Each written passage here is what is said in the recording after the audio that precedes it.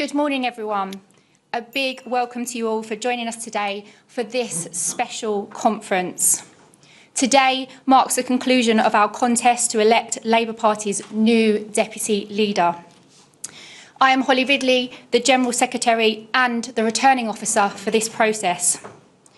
In a moment, I will pass over to the NEC Chair, Shabana Mahmood, who will announce the result. But before I do that, I want to take a moment to thank Labour Party staff who have worked so hard in ensuring that every member has had the chance to participate in this election.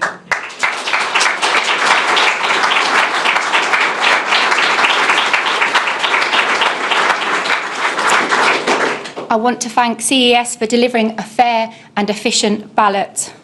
And I want to thank you, our members, affiliates and trade union colleagues, not just for engaging in this process in such good spirits, but for the work that you do for the Labour Party week in and week out. It was your hard work that turned the Labour Party around after 14 years in opposition. It's because of you we are cutting waiting lists, delivering great British energy, rolling out free breakfast clubs in schools, and taking forward the government's Pride of Place programme. And that list can go on and on. There will be tough days. That's the challenge that comes with being in government. But I know, because of you, every day we have the opportunity to change lives for the better. And finally, I want to give my profound thanks to both candidates, Lucy and Bridget, for the spirit of the campaign and how much you give our party every day. I look forward to working with you both over the years ahead as we work to deliver a second-term Labour government. So without further ado, I will welcome our NEC Chair, Shabana Mahmood, to announce the results.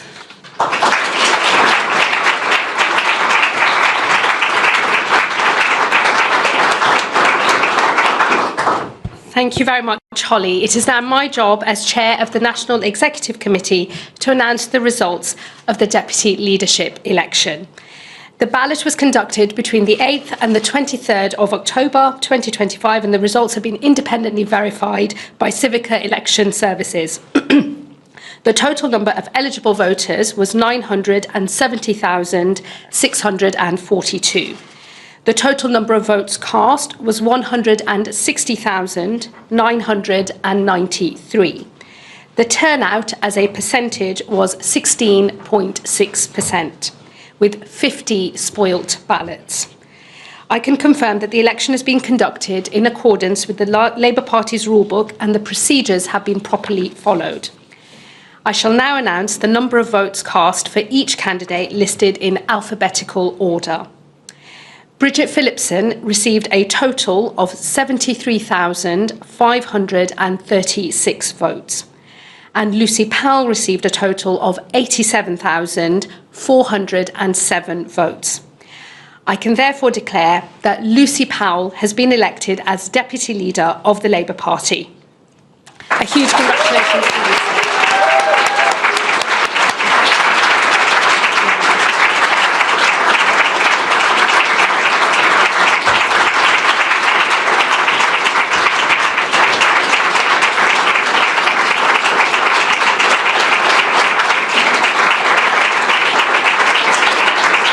Thank you so much. It's a huge privilege to be elected Deputy Leader of the Labour Party. Thank you so much. Shabana, Holly and the party staff who've conducted this contest with integrity, thank you as well. Thank you to all the party members and supporters who voted for me. I will work every day to repay your trust. And I'd like to pay tribute to you, Bridget. You are someone of huge talent, dedication and real Labour values, and I look forward to continuing to work with you as the excellent Education Secretary that you are.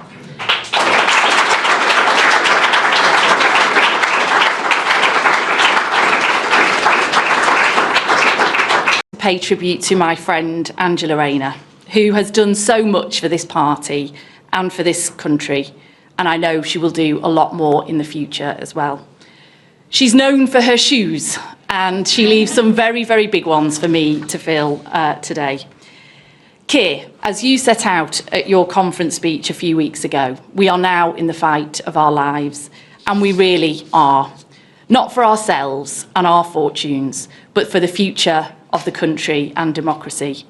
Division and hate are on the rise, discontent and disillusionment widespread, the desire for change impatient and palpable.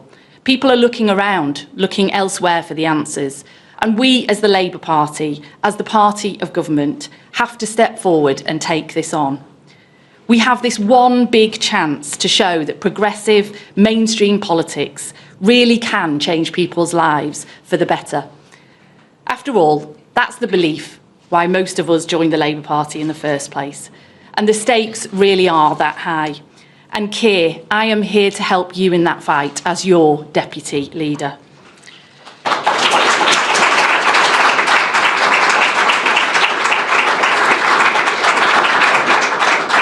We have to offer hope, to offer the big change the country's crying out for. We must give a stronger sense of our purpose, whose side we're on, and of our Labour values and beliefs. That's what I've heard loudly and clearly around the country these last few weeks. As deputy, my job will be to bring those voices to the heart of our party. Because whilst we're doing many good things, and we just heard some of them now, people feel that this government is not being bold enough in delivering the kind of change we promised. I'll be a champion for our Labour values and boldness in everything we do. And I know that you, Keir, as our leader, you want that too, and I will be your ally in that fight. It starts with us wrestling back the political megaphone and setting the agenda more strongly. Because let's be honest, we've let Farage and his ilk run away with it. He wants to blame immigration for all the country's problems. We reject that. Our diagnosis is different, that for too long, the country and the economy has worked in the interests of the few, not the many. That trickle-down economics hasn't worked. Life has just got harder and harder, less and less secure, in work, in housing, in making ends meet. We say that the deep-seated inequalities that have widened in wealth, in regions, in class, in health, need fundamentally redressing. And that's what we're about, and that's what we're trying to fix. That's how we'll reunite our voter coalition and reunite the country. I'm here to help make that the story of this Labour government. Because that's what Labour governments do and have always done. Our story began in my home city of Manchester. Workers joined together to demand better pay and conditions, to have a say in how the country was run. Solidarity, building a lasting movement. My politics have always been shaped by being a proud Mancunian and being Labour through and through. I stand here now as a deputy leader steeped in those traditions, proud of all those things that Labour governments have achieved: the NHS, the national minimum wage, council housing, the Equal Pay Act, devolution to Scotland and Wales, civil partnerships, the Climate Change Act, Sure Start, and much more. Our movement has always been our strength. Through our members and affiliates, we're connected to our communities, to our workplaces. We're part of the national conversation. I've met so many fantastic people in this campaign, decent, moderate Labour people. We're joined together by our values and our experiences. All want us to succeed, but we need to step up. They want to see our values in what we're doing. They don't feel part of the conversation or part of the movement right now, and we have to change that. Our members and our elected representatives are not our weakness. They're our key asset, delivering change on the ground. Unity and loyalty comes from collective purpose, not from command and control. Debating, listening, and hearing is not dissent, it's our strength. As your deputy, my commitment is to change the culture to get this right. We can't waste a moment, can we, with these hugely important elections across England, in Scotland and Wales next year. The result this week shows us what task we face. We won't win by trying to out-reform reform, but by building a broad progressive consensus. I'll work day in and day out from day one to help us with that fight. And let me end with this. At the election 16 months ago, the British people voted for change. I'm here to do everything I can to make that change a reality. I'm here to help change Britain for the better. I'm here to serve our country, to serve our party, and to serve you. Thank you.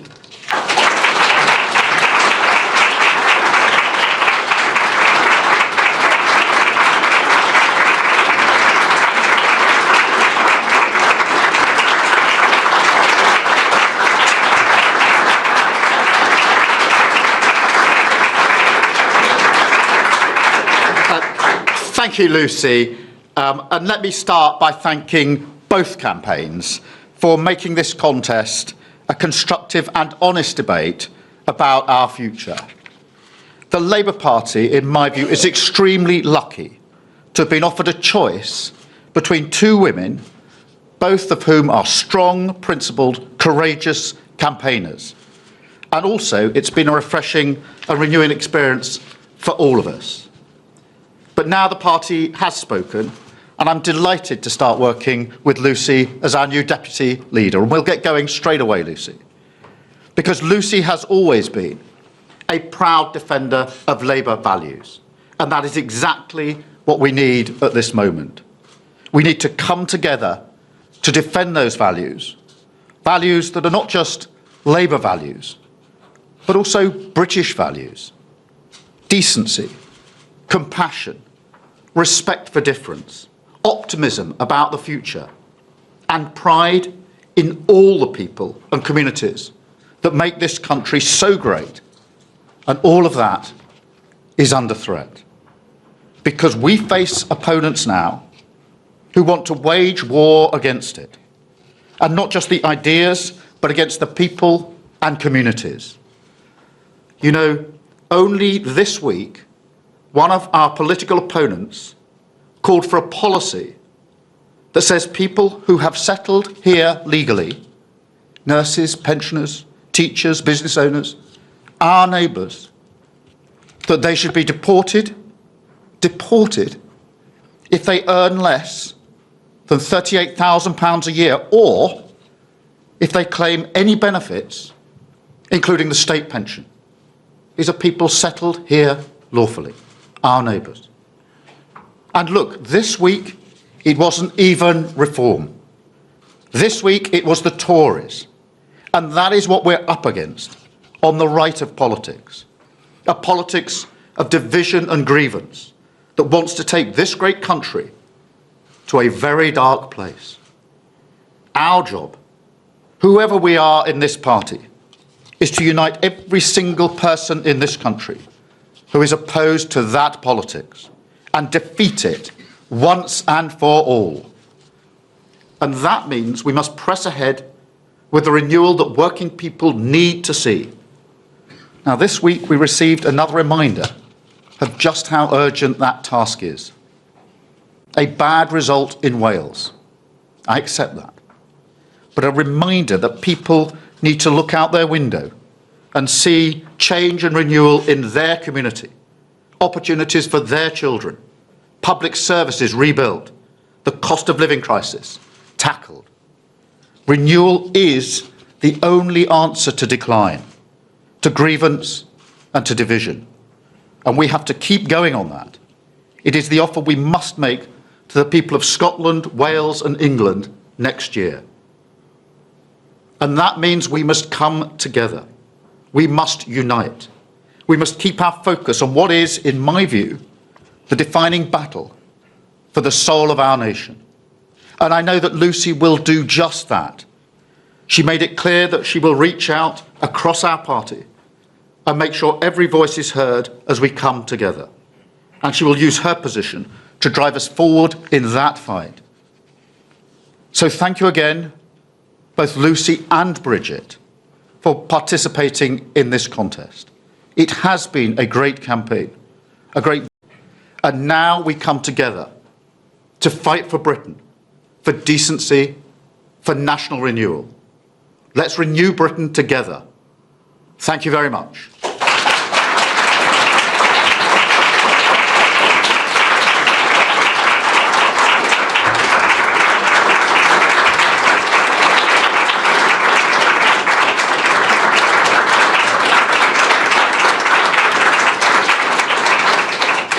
Thank you very much, Keir, and a huge thank you to all the members and affiliates for joining us this morning.